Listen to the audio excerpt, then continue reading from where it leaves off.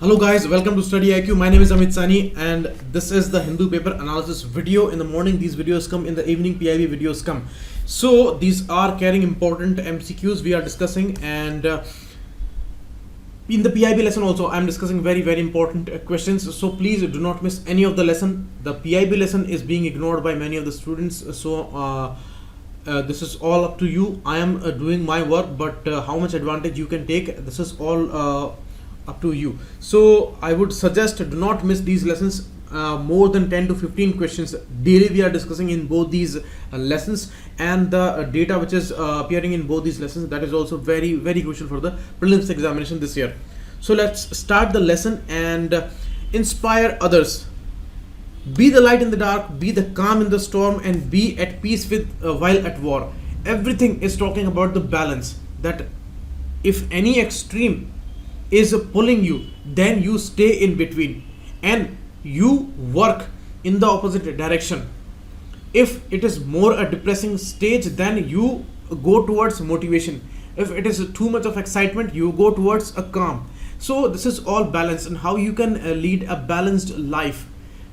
You just decide a goal for yourself that you will inspire others. How you can inspire others? You live a life that has more quotient of sacrifice, that has more balance, and that has more perseverance. Yesterday we discussed that maybe it's an insulting phase for you, but you decide to win this situation, and you do your best, you work hard, and you do consistent hard work, and this is how you will win in the end, because everything has its result. So your consistent hard work will have this result, and in the end when you will win, then people will understand that people win and people come from the situations where they were insulted, but now they have got victory. So this is inspiring for others, and live a life that is working for others, because the life that you are aiming, if it is only for yourself, if you are only satisfying your own needs, your own wishes, your own wants, then you will not be able to inspire others, and you will not be able to stay balanced in your life. Certainly you will lose a lot of things, because you are working for yourself, you are weak from inside. Be strong and work for others. These things they look very idealistic and all, but this is really a practical thing. More life you are devoting for others, more motivated you are, and more you will have capacity to work. So this is a practical situation that you should aspire for if you want to win if you want to live a heroic life. These are the numbers there you can call, and this is the website you can visit, and these courses all are important every day. I'm telling you, lakhs of rupees you can save here, and excellent courses these all are. Now Himyar Kingdom, it is associated with Yemen. Ancient time Yemen, it was having this kingdom, and you see a lot of crisis is going on, and the proposal by US Congress and now the veto by President Trump on that issue, that they are no more going to support the Yemen crisis. So Trump is denying that, and this crisis is going on. Houthis are important, they may ask you a question about that, and they are Iran supported, and Saudi Arabia is fighting with Houthis, and Saudi Arabia is supported by America there. So they may ask you this question about Yemen. Okay, next, in the map, Cape Gaddafi, Boubian Island, Soharpur, these three are associated with the Middle East, and Keeling Island is in Indian Ocean. You see, Keeling Island is also called Cocos Island, and it is here. Okay, and this Cape Gaddafi is here, and this is Bab al Mandab joining Gulf of Aden and Red Sea, and this Boubian Island is here. Okay, this is Kuwait, and this is Boubian Island here, and the Sohar port is in Oman. This is the location of Sohar port. In the ancient times, Sohar port was very important. It remained more important in the medieval times also, and now it is under the Oman's policy of developing these special economic zones, freeways, free areas and all, and it is developing. One important area is Duqm port, Duqm port. We are discussing a lot, we are making a lot of investments in Oman, and India's entrepreneurs are interested in this area. In Duqm, the free trade area is being developed here. Okay, so Duqm port is also in Oman, so that's important. Arabian Sea, Gulf of Aden, and this is Muscat city here, that is the capital, Oman's capital, and this is the area here. Next, International Criminal Court, it takes up cases of genocide, war crimes and all, but it complements the national justice system. It cannot replace the national justice system of the countries. Okay, so second statement would be wrong, that only with the reference of UNSC it cannot take up cases. It can take cases if it meets certain conditions, and if the national judicial system is denying the justice or it is unable to prosecute these accused, so then International Criminal Court, which is there in Hague in Netherlands, that can take up these cases. Okay, it's an intergovernmental organization and international tribunal.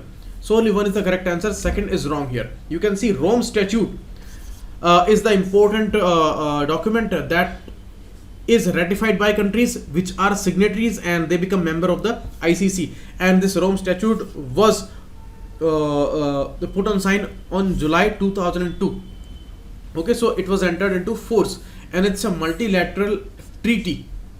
Okay, and first countries need to sign that treaty and they become the member of ICC. There are 124 members right now in ICC, and these are the areas where it takes up cases. So they may ask you about that. Hague is in Netherlands. Next, country which is not touching Sudan's border. A lot of things are going on with Sudan, and the country which is not touching its border is Djibouti. 7 countries touch its border. You can see Sudan here, it's a big country. Kordofan region is also associated with that, and this is all Sahara Deserts area. Egypt is touching, Libya is touching, Chad is touching, Central African Republic, that is also a very disturbed country, that is touching it. South Sudan is touching it, Ethiopia and Eritrea. These all countries are touching its border, and it is opening in Red Sea. So that's important.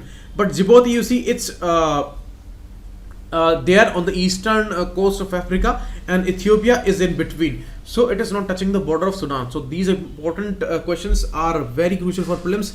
They may ask you about bigger countries like DRC, Sudan, South Africa and Libya, that these countries, they are touching which countries' borders, and if there is a small area which is touching somewhere, then these are crucial questions, and that is why they ask many questions from this particular area. And India's borders are extremely important already. Other countries are also important. You see the Central Asian countries where the boundaries are very much perplexed. So they may ask a question about these Uzbekistan, Kazakhstan, Tajikistan, China and all areas. Okay, so these are important questions. And Western African region, these small countries, you should also have a look on these areas. Now implementing JCPOA, Joint Comprehensive Plan of Action. America, now under Trump's administration, they have withdrawn itself from this JCPOA, so they are not implementing it and ending the waiver. It is not like that. Because they withdrew from JCPOA, that is why they are putting sanctions and they have given waivers. So not implementing, this is a wrong statement. Iran is the third largest crude oil exporter to India, according to a data, and 10% of our needs we are getting from Iran. So this is the last data, and both are wrong statements. So D9 is the answer here. Okay, Saudi Arabia is the largest exporter. These are the words that I found now about the articles. We will discuss this article. It is talking about free trade, idealism, export import situation, innovative economic policy for India that is needed, and the employment and income issue. So important for GS paper 3 and 2 both. That's important. Next, this is a political one. There is no need to discuss this, and this we can discuss in a brief, that comedians triumph in Ukraine, and this person who has become president now, he was an actor and acting as president in a TV series in Ukraine, and this TV series was brought up by a media house, and the owner of that media house is actually the rival to the outgoing president Poroshenko. So outgoing president has only got around 24% votes, and he has got more than 74% votes. Okay, so this person was acting as a president, so it was a kind of a psychological impact on the population of Ukraine. It is said now that that role of president that worked for him But now the writer says it's a great difference between performing as a president in theater and working as a realistic president. There are many challenges, and he has to see these situations now, because acting cannot run countries. So it is not criticizing in any way, but certainly the situation of experience is a problem, because the new president has no experience of the public sphere, and he has only acted. Now he has to perform in real terms, so experience would matter, and there are very challenging situations in the eastern part of Ukraine. So how he is going to manage, we need to see that.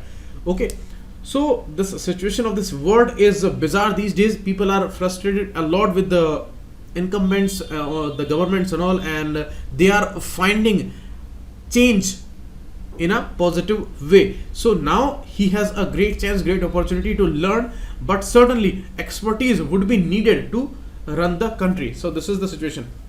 So we need to see how he manages. Maybe he would turn brilliant in some years, and he would manage these situations in a brilliant way.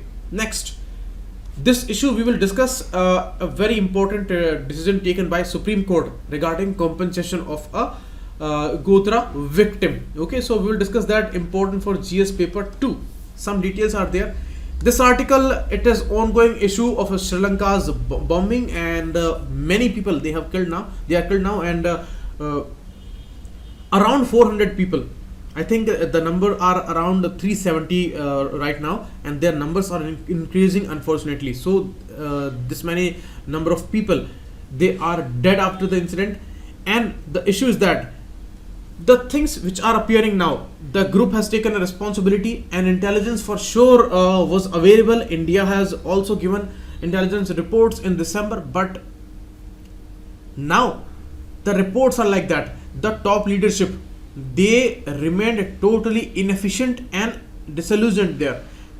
Mathripala Sirisena said that I did not have any intimation, I did not have any cognition of all these intelligence reports and all, and officials, they have misled the top leadership, and it looks nearly impossible that they had very important intelligence reports, and they did not communicate it with the president, prime minister and all these people. So this looks in a way very bizarre that they did not know about these intelligence reports, and now so huge the attack on the Sri Lankan land, that is raising many questions.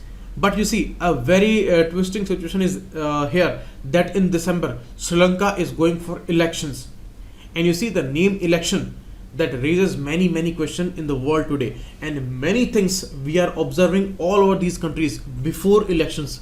Some big issue is erupting, some disturbance is starting before elections, some attacks, everything we are observing these days, and all things, they happen to be before elections. So we cannot say these are related to that in any way, but certainly some bizarre issues are appearing, that intelligence reports were not communicated to the top leadership, and some decisions president is taking, that we will inquire against all these officials who held back these informations and all. So this is all going on, not much important to us from the exam point of view, but certainly it is our neighborhood, so we should keep a watch on the situation, how it is developing.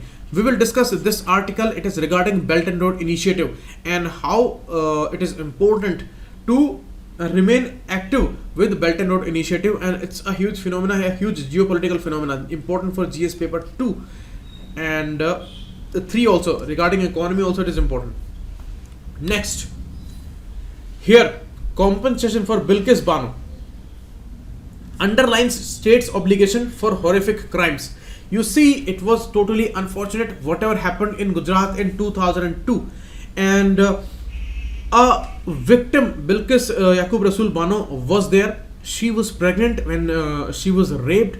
Her daughter, her head was smashed against the wall, and she was looking at her at that time, and she could not do anything. Her family was killed, and now after 17 years she fought very bravely. Now she has got this important verdict in favor of her, and a 50 lakh compensation Gujarat government has to give to Bilkis Bano, and a state government job also. So this is a historical one, and the lady was fighting very bravely here, so that's extremely important.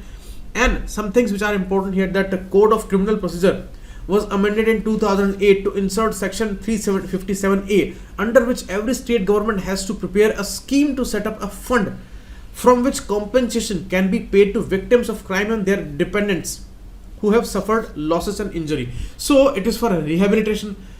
Maybe people are not surviving after the incident, so their dependents, their families, they get smooth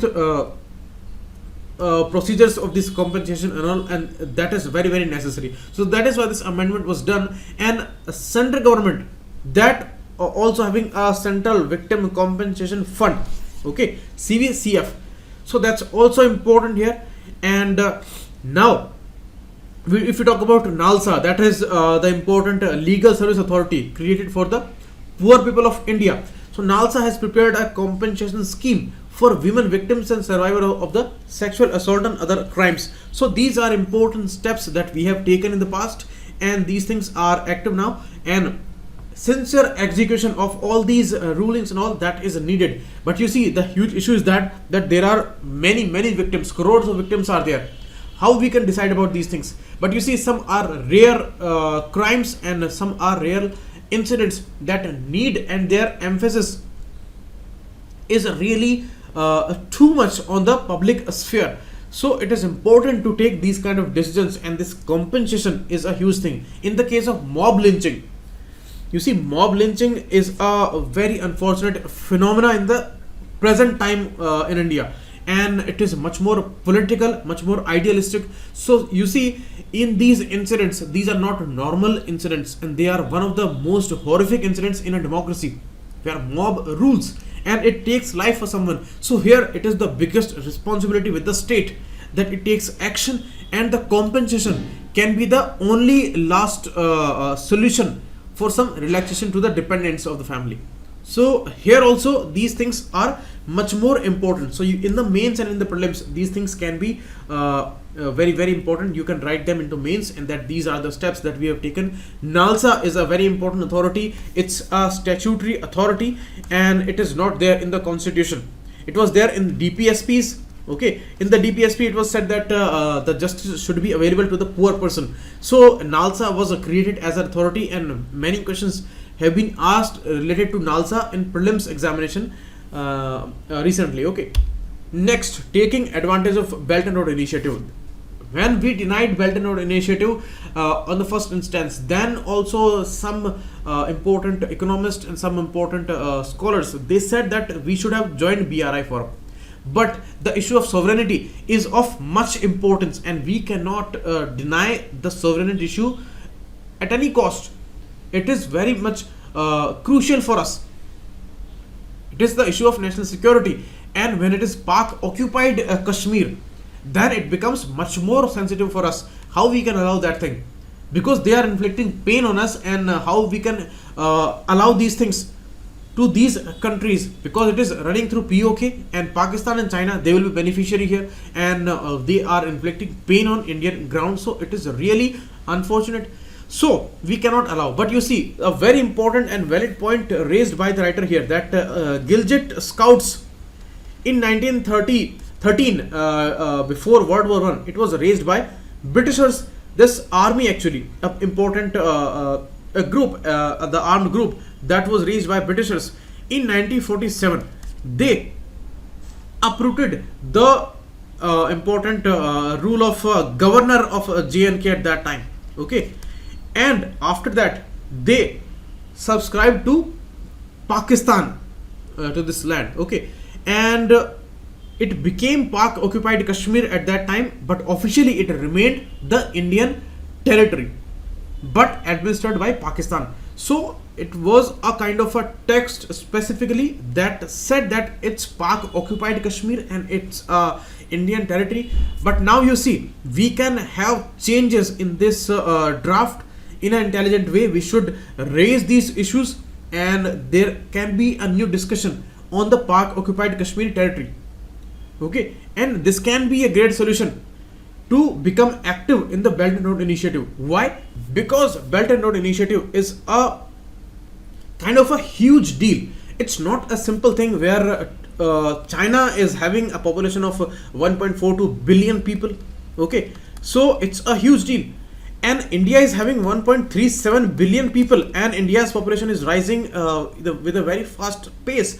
Very soon we are going to surpass. So both these countries, they will have nearly 3 billion people very soon, if they collaborate in a nice way, and if their differences are subsumed, and these cooperations, they become beneficial and they bring a positive time for both these countries. Nothing can be bigger for Asia, nothing can be bigger for this world, and no power can subjugate this particular relationship, because this India-China relationship, if that grows in a positive way, so nothing can be bigger than that. The Hindi Chini Bhai Bhai, this dialogue, really it was a futuristic dialogue, because today we understand the importance of it, because we are two big nations, 3 billion people are living here, and there are many differences, and the intention of China, these are not good on any platform. Whether we talk about South China Sea, whether we talk about this occupied territory and all, whether we talk about America's trade wars and all, so nowhere China looks positive. But if I'm saying, if these things would have been good with India, then you suppose that condition, and at that time we would understand the importance of Hindi Chini Bhai Bhai. So this dialogue was extremely important, but today the realities are different, and after the wars, after these differences, and now China stands in a different league, and we are 20 years behind China in terms of manufacturing, in terms of industrialization and the progress. So here there is a great difference today, and today in a way it's a Chinese hegemony in Asia. No one can deny that. We may say rhetorically anything, but no one can deny the influence of China. And these smaller countries around India, which are totally influenced and are under dominance of China, nobody can deny that fact. So that is why it's a very much different and complex situation today. In South Asia, we are the biggest nation, but troubles are there with our neighbors, and you see, we are not able to influence much these countries like Nepal, Myanmar and Bangladesh and all. China is dominating the scene there because it has enormous capacity, and in terms of capacity we are not that much great a nation. So that's why we need to think about some realities here, and BRI is not a phenomena where only China is ruling the scene. China cannot tackle the situation single-handedly. That's why it said that we expected India to be the natural partner, but India denied that natural partnership, and now we are not able to talk in a way where we are demanding partnership, a formal partnership. Leave about the natural partnership. India is not ready for that. So India has its own issues. These are genuine issues, and the issue is also important that it's a global phenomena, and IMF has appreciated that, and the multilateral financing is also going on. Private the Silk Road bonds are also released now, so private financing is also happening, and Italy has also appreciated that and endorsed Belt and Road Initiative, and UK in 2015 it joined AIIB. So that's really a huge thing. Means these bigger countries, the countries of G7 group, they are appreciating China here. That means how we can be isolated here, because when these countries are bound to go with China in some way, so we should also remain active in some way here. And AIIB, Belt and Road Initiative, these are bigger phenomena. They can change the international economics, international trade issues and international infrastructural issues. They can certainly change the world landscape here, and this is passing through many continents, so that's why it's a huge deal. And you see, the biggest beneficiaries of this engagement would be the Indian industrialist, Indian entrepreneurs, because you see, in the future, if we observe this situation, the world is going through more and more enterprises oriented world, and more privatization plus protectionism we are looking at, and this protectionism would not be limited to countries. This would ride towards a multilateral protectionism. So groupings will certainly be there. So it's better that it's a robust grouping, and a grouping between Russia, China and India would be much more beneficial for us if we are more inclined towards America and the Israel group. If this group, India, China and Russia group, that becomes much more important for us and that becomes much more realistic, then certainly it is far better a deal.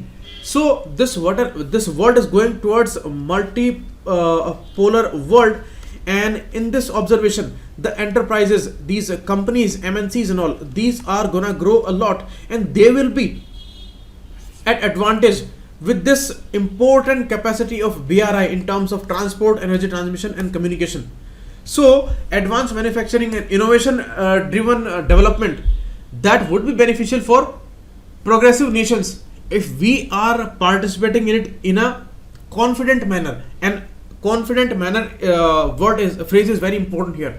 If we are entering here in a confident manner, then certainly we can keep our conditions alive, and we can participate actively here, and we can take advantage out of this. Okay, if you talk about Pakistan, it cannot take any advantage here. It will be dependent on China's grants and all, because it's not a progressive nation, but we are a progressive nation. And if we innovate in our policies, if we innovate in our economic situation, and if we manage things in a better way, then certainly this will be beneficial for our bilateral relations. This will be better for our future progress based on these enterprises and all these capacities in terms of transport and energy transmission. And certainly our stakes are rising in the international scene, so this situation can be very beneficial. But before that, these issues of sovereignty, they should be actually discussed, and they should be resolved. Otherwise the progress is very much difficult here. Okay, so that's the situation with this article. And more the issue that is important, that Asian giants that India and China are, so how much need they have for each other, that would remain important here. Next, and one very important point here in the last line, India needs work towards multilateralizing the BRI with set of rules. Means maybe we are joining it, and China, it's a Chinese proposal, and it's based on China's manufacturing capacity and its export capacities. Certainly it is the point there, but we can influence it, and we may give push to the multilateralizing tendencies within BRI initiative, because it is not limited to China only. It is extended a phenomena, and it's an intercontinental phenomena. That's why our role is important. Next, free trade idealism. In this article, Arun Maira says that issues are arising between countries like USA and India. The motorcycles issue, where it is saying that India has raised some duties on US motorcycles and all, and it's an issue for us. And fundamental principles are problematic. You see, we have seen issues of solar panels, aluminium in the past with USA, so problems remain there. Maybe we are more inclined, we are closer to USA, but USA will always take care of its own issues. So this world is not that much great as we see, but it needs other countries, it needs cooperation, and it needs welfare and equality. So the governance of the international institutions like WTO, that is much more important today. And when the protectionism tendencies are rising in a way, and in a way globalization is also present in the world trade, and all are pushing for the global governance and more globalization. Countries are more in favor of globalization, apart from America, which is going towards protectionism, but in real terms they are much more inclined towards their domestic politics and all. So economics would be the basis, and the governance issues would be dominating the international politics also, because the way countries are taking part and the way they are involving in the world issues, they are much more related to their domestic issues. So the domestic issue of India mainly are jobs and incomes, because you see what is going to happen with jobs and incomes. If jobs are there, then income capacity is gonna rise, and the consumption, domestic consumption, DC mainly, that would drive the economy. You see, if you talk about China today, China is dependent on domestic consumption today. The domestic consumption of the middle class of the China, that is rising. So that is why there is not much negative impact on China out of these trade wars and the world economic growth. China is not much affected negatively because the domestic consumption is huge, because the population is huge, and if the population has the capacity to consume, then the growth would be there.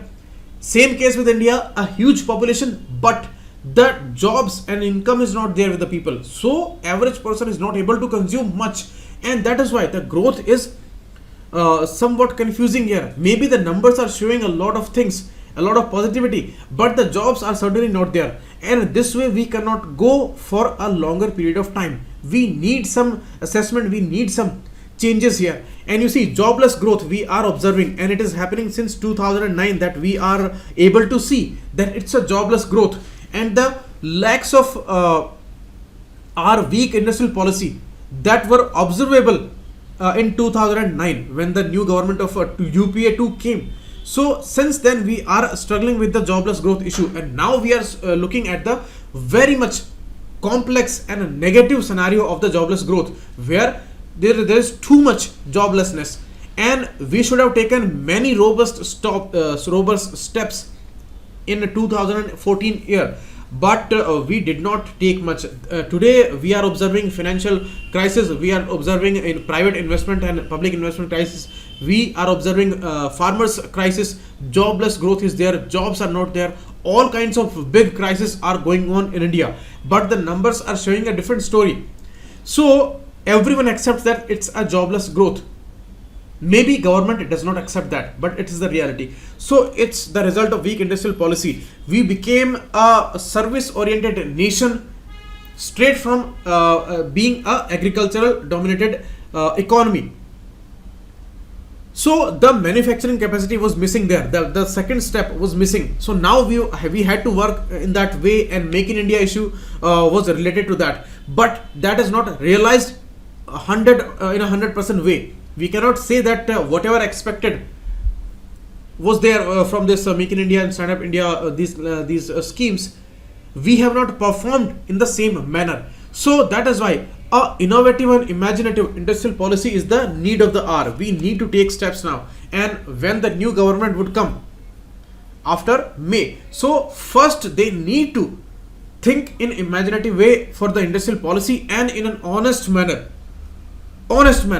Otherwise nothing would be possible, and the data juggling and all, they will not help, because it is high time now that we focus on our real issues, and we come back to the economic fundamentalist approach. And this universal basic income and all these issues, they are somehow derailing the economy, and we have to come back to economic fundamentals, and in the same manner, in the same capacity, we need to think imaginatively for the economy. So we have those needs, and these are very much drastic needs for the hour, and the WTO's role would be very, very important here on the international scenario, because we need welfare, and we cannot survive without the welfare economics, because more equality would be there, more cooperation would be there, and without cooperation we see there are hurdles and more hurdles for the economic growth and the world growth aspects. You see, we are again coming back to around 3% of the growth of the world trade and world GDP, and that is not a good number, and this is all because of the issues between USA and China, and all these growth issues are there. So these trade wars are no more beneficial for the world. So equality would be much more beneficial for these countries. So WTO governance should work for that. Okay, we signed IT agreement in 1996, but we are lagging in the electronics industry. In India, everybody is holding a Chinese made mobile. So this growth we could not do. But in the automobile sector, we did a tremendous growth, and we are a nice example of that. So this is one of the rarest industries where we have shown our capacity. So in the same way, we need to go into electronics industry. That's a huge one, We have electronics policy in our hand today, but we need to execute that in a very honest manner. So these are the things that are said in this particular article, and these are the important points. Next, China announces plan to build moon station in 10 years. The Tiangong project was for the space station by China, and that is for 2022. Okay, so that's an important year for India also. And Chang'e 4 that recently landed on the moon on the dark side of it. So that was very much ambitious and an achievement for China. Now it is setting a target for a moon station in 10 years. So it's going to be a huge deal. So they may ask you about these important details, that Chang'e 4, Tiangong, what are these, and what is the plan of China. So prelims, these things can be important. And now they may ask you about InSight lander. It is belonging to which agency? It's NASA's InSight lander, and it recently detected Marsquake. We know about earthquake, Bhukamp, which is there on Earth. So on Mars it is Marsquake. So it found a Marsquake, a gentle rumble it found on the Mars, and these are the first evidences on the Mars. Okay, so these details are important. Now WHO has released some guidelines regarding the children's health from the toddlers, from the baby stage of the kids, and till the time they are around 10 to 15 years of age. So it is releasing all the guidelines that a baby should sleep for around 12 to 17 hours a day. That is the need. Without that, the development would be problematic. And other kids, they should sleep for at least 11 hours a day. These school going kids, 5 to 10 years of age, they should sleep for at least 10 hours, and at least 180 minutes physical activity should be there for these kids. Otherwise the growth would not be good. And the screen time, they are all wasting their time on TV, watching cartoons and all, and mobiles are the new age solutions for their aspirations and all. So these are not solutions, actually it's a joke. It's actually a big problem. They are affecting their eyes, and they are affecting their minds. Maybe they are becoming much more intelligent with these devices. Nobody can deny that. Video games are great tools to make them very smart. We have evidences for that thing now. But the issue is of physical activity that they are not doing, and it's a huge impact on their health. So that is problematic. You see, today the kids, especially in India, they are ready to sell their parents for mobile games and the cartoons. So it's a joke again, but that's a reality of India. So we should focus on these issues, because children's health, it's a very, very big concern today. Diabetes, cancer, these kind of things are rising with children's health. So these are lifestyle advices for kids, and WHO has released that. Now this is Echidna. It's Echidna, it's a mammal. You see, under the core data phylum, we have a species for the fishes, we have amphibian category as frogs are, reptilians, the snakes and tortoise and all, then aves, the birds, and the mammals. Mammals is the most advanced category. They have mammary glands, and the milk is given to the newborn child here, and the newborn is fed by the mother with this milk. So mammary glands are responsible, and that is why we call them mammals. So Echidna is a mammal, but it does not give birth to the live kid. It is a egg laying mammal. So Echidna and platypus, these two are egg laying mammals. Okay, so they may ask you about the detail. Now a very important support for the antibacterial activity is found in the milk of it. You see, for humans also, the mother after the birth, in her milk, these antibodies and all these important support systems are found. So these are very helpful for kids' health. So in the same way, they have found many important things that can counter these antibiotic resistant bacteria in humans. Okay, so these strains can be countered with the milk of Echidna. So that's an important discovery by the scientist. Okay, and these are from CSIR's CCMB, the Center for Cellular Molecular Biology, that is there in Hyderabad. Okay, so they have found this. Next, Ghana, a small country in Africa, it has taken a very innovative step. It launched medical drone devices. And you see, today we have seen a world where things are extremely beneficial, like internet, like drones, but they have very negative aspects alongside these positivities. You can use internet for miracles in a positive way, but internet can destroy you. The terrorism on the social media and the radicalization of the social media, these are the negative consequences. So heaven and hell, both things are there on the internet. So in the same way, you can say these things about drones. Drones can be extremely beneficial for these medical deliveries, for food deliveries and all, and in some inaccessible terrains we can use drones. But drones can be used for dropping bombs also. So if we are to allow drones, then we need to take care about these issues. So this huge debate is going on regarding these unmanned aerial vehicles or the drones. Recently we had this drone Olympics in our Aero India show, so that was also important for us. So these informations regarding drones would be important for us, and Ghana is the country that is starting this step, so that's important. Aswan is the city in Egypt. There they have found mummies. You see, they had these chemicals 2000 years back where they could preserve these bodies, and still we are finding those preserved bodies. So they may ask you about the city where Aswan is. So it is in Egypt. Next important news, PU Chitra has got gold medal in this ongoing Asian Athletic Championship, that is in Khalifa Stadium in Qatar. Okay, so PU Chitra got gold and Duti Chand got bronze here, Sanjeevani Jadhav got bronze here, and their respective games you must remember. And Ajay Kumar Saroj, he has got silver medal in 1500 meter race category. So these are important information. Now the MCQs, try their answers and try to look for the additional data. Thanks a lot. Keep watching. It was Amit Sani. And the PDF you will get on the Telegram channel here. Very important questions these are. Try to solve them and try to look for additional data. Thanks a lot.